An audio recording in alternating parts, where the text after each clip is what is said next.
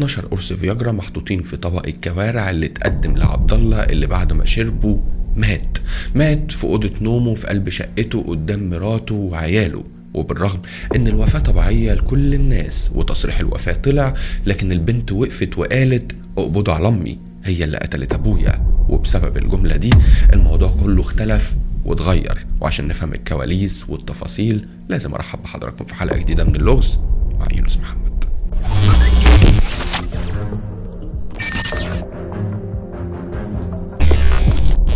على مدار 17 سنة عبد الله كان مآمن لمراته نسرين اللي شغالة محامية، واللي هو قاعد شغال مندوب مبيعات في قلب السعودية، ومراته قاعدة بعياله الاتنين في القاهرة. وعلى مدار السنين الطويلة دي كان دايما عبد الله بيبعت الفلوس لمراته نسرين عشان تشتري بيها أراضي وتشتري بيها الشقق، بيحاولوا يأمنوا مستقبل ولادهم. وطول سنين الغربة كانت نسرين بتعمل الموضوع ده باستمرار ما بين الأراضي وما بين العقارات، لحد من 2 سنين فاتوا اتعرفت على سمسار عقارات اسمه وائل، عنده 23 سنة، أصغر منها تقريبا بفرق كتير جدا. أصل في الوقت ده كان عندها 39 سنة في عز شبابها زي ما بيتقال.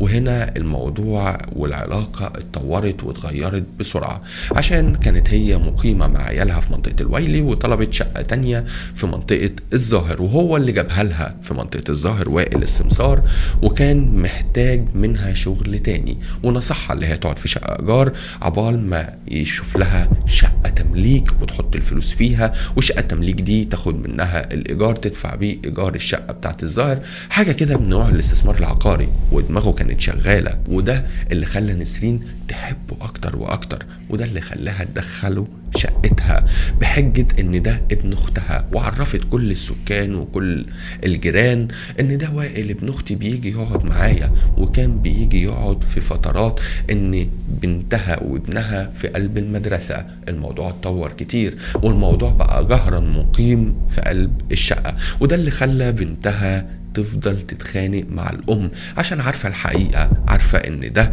عشقها. لكن البنت كان مغلوبة على أمرها، وتمر بينا الأيام وتجري أكتر وأكتر. وعندنا نسرين المحامية اللي عارفة في القانون كويس جدا، اتعودت على العشيق.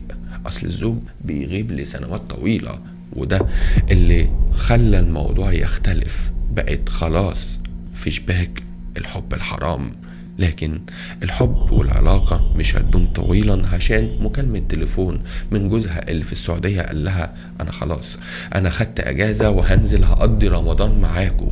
وده اللي خلاها تعمل مكالمة لعشقها وائل وتقول له للأسف الفترة اللي جاية مش هنعرف نتقابل، جوزي راجع من السعودية وهيقيم معايا. وده اللي جنن وائل وقال لها يعني ايه ده؟ انا اللي جوزك بجد؟ هو مجرد كاتب عليكي ورقة، لكن انا اللي بقالي شهور معاكي. انت نسيتي اللي انت بتقولي لي اللي انا بعوضك عن شبابك اللي فات؟ نسيت اللي انت بتقولي لقيتي معايا الشباب ولقيتي معايا الحب اللي بجد؟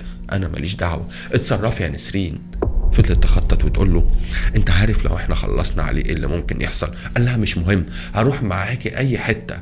قالت له متأكد من اللي انت بتقوله؟ قال لها ايوه.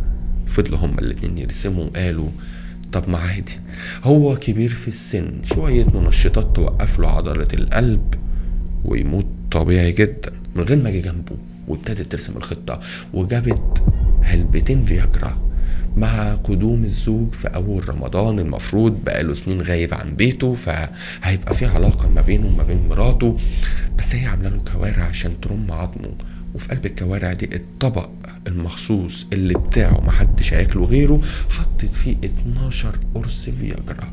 الزوج كل الأكل من هنا، مسك قلبه من هنا، جات له سكتة قلبية، مات في ساعتها. نسرين فضلت تصوت وتلم الناس، احنا في اول يوم رمضان، جوزي مات يا جدعان. وهنا اللي واقفه تتفرج البنت الضحيه اللي شايفه امها وقعت في غرام الافاعي، وقعت في الوحل زي ما بيتقال، وخلصت على ابوها. عشان كده اجراءات الدفن واحنا في رمضان كانت سريعه عشان اكرام الميت دفنه. مفتش الصحه لما جه كتب ان الوفاه طبيعيه عادي، هبوط حاد في الدورة الدموية، والراجل كبير في السن فهيموت. لكن قبل الدفنة البنت كلمت عمها وقالت له بلغ الشرطة، أمي اللي خلصت على أبويا بالاتفاق مع وائل. طبعا عمها ما يعرفش مين وائل، قال لها مين وائل ده؟ قالت له وائل ده بقاله شهور بيجي عندنا، وائل ده عشيق امي. الجملة دي كانت السبب ان العم يروح على اسم الشرطة ويطلب من النيابة العامة وقف الدفن وعرض جثة اخوه على الطب الشرعي لمعرفة سبب الوفاة والقبض على الام وعلى عشيقها. طبعا كلام البنت كان السبب في اكتشاف الجريمة، وده اللي حصل. التقرير المبدئي اللي جه من الطب الشرعي بيقول ان الوفاة نتيجة تناول عدد كبير من اقراص المنشطات الجنسية، الفياجرا يعني، وده اللي وقف عضلة القلب، كمية كبيرة جدا. هنا نسرين ما بقتش عارفة ترد وتقول هو مين اللي مقيم معاهم، ابن اختها مين. طلع الموضوع اكبر من كده بكتير. مع تحريات رجال الشرطة اثبتوا ان عشيقة كان مقيم معاها لشهور فاتوا، وان القصة كلها تمت بالاتفاق مع العشيق اللي اشترى لها الفياجرا وهي اللي حطته في الاكل، وهو السبب، وهي ان الراجل يموت بدون شيء، وانها لعبت اللعبة ديت عشان لو كانت طلبت الطلاق او اتطلقت كانت الثروة اللي كونتها من ورا جوزها بفلوسه كانت هتضيع، فالاحسن اللي هو يموت عشان تورث وتاخد منابها الشرع وتتجوز وائل بعد كده. لكن اللي حصل بعد كده مختلف تماما.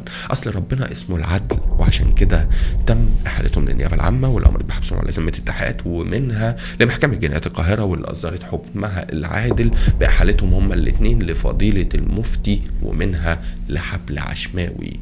وبكده تكون خلصت قصه نسرين وعشيقها وائل اللي من دور عيالها والراجل المغدور بيه. وكنا لازم نقول لحضراتكم حكم المحكمة. كنت معاكم في حلقة مختلفة من دماء على فراش الزوجية. أشوفكم على خير. السلام عليكم.